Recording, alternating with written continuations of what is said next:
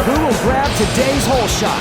We'll find out in a little while since the race is about to begin.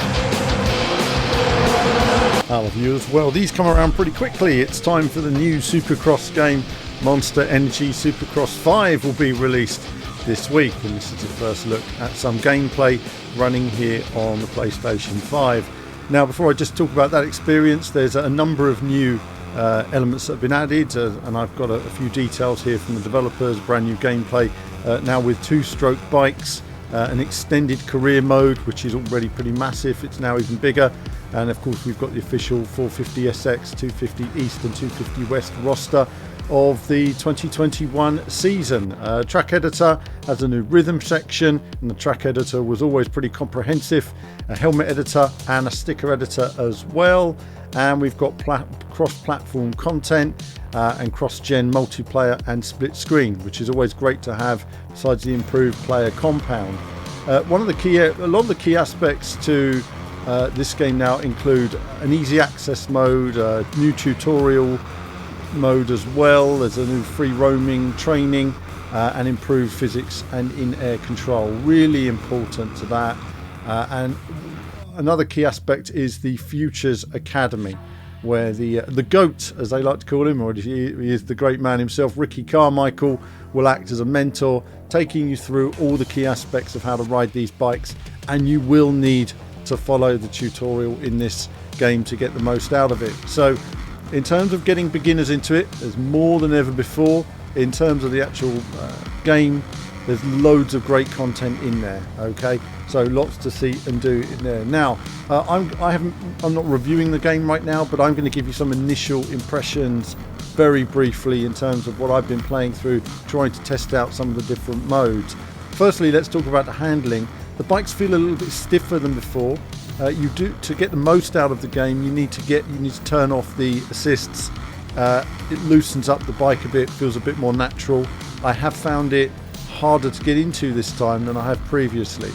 Another aspect on the PlayStation 5 version is the adaptive triggers. I'm finding that there's heavy resistance on the buttons in default. I need to turn that right down, nearly to off. I have it on low settings.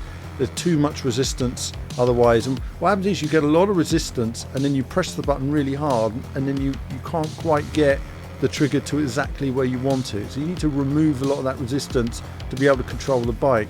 I also find sometimes the bike is oversteering into certain corners and you're overcutting them and going off on the inside. There's definitely some tricky elements regarding the stiffness of the bike and finding the flow. But one of the key elements about this game running on PlayStation 5 compared to the PC versions is I've always classically tested the PC games, and then when I go back and look at the PlayStation 4 version, it looks dreadful compared to the PS4, that's compared to the PC version I've been playing. The PC versions of this game have looked stunning. Well, this year I haven't played the PC version, but I'm playing the PS5 version here, and it basically looks like the PS4 version at 60 FPS. The ground textures are lacking, the lighting is lacking. Visually it's a massive step backwards compared to what we've seen in the past. So as far as next gen graphics go, I'm very disappointed with what we've seen here in fluidity and the visuals.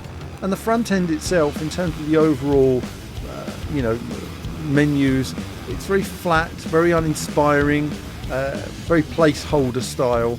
So there's loads of content in there, there's lots of great content in the game, but the overall delivery of that content leaves a bit to be desired. The vibe and also the visual fidelity, at least on the PlayStation 5, and I'm assuming the Xbox version is similar. They've upgraded the PS4 version rather than given us a true PC gaming experience. And when I say that, I mean compared to some of the, not just on a state-of-the-art PC, but even on a GTX 1080 or a GTX 780 in terms of the experience the PC version offers. The lighting, the texture fidelity, the ground, the general environment detail is still on another level. So it's all here with the Supercross game. Again, there is lots of good things in this. It's a better step forward than it looks in terms of all the content and the tutorial, but in terms of overall execution, just on impression I got from playing it, I felt like I was playing an older game just because the visual fidelity took such a step back on the console version here on the PS5. We expect better, really. So first impressions for me are it's pretty average in that department, and the visuals are everything. That fluidity with the bike, that wanting to race and jump those jumps.